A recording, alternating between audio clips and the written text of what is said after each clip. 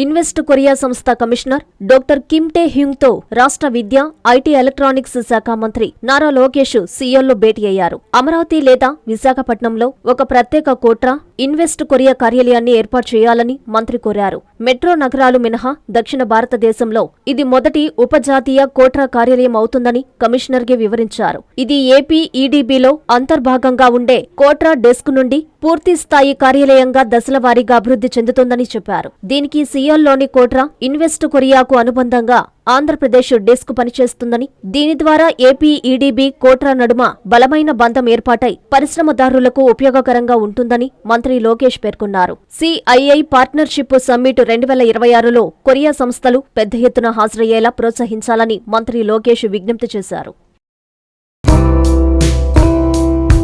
జన్మదిన శుభాకాంక్షలు.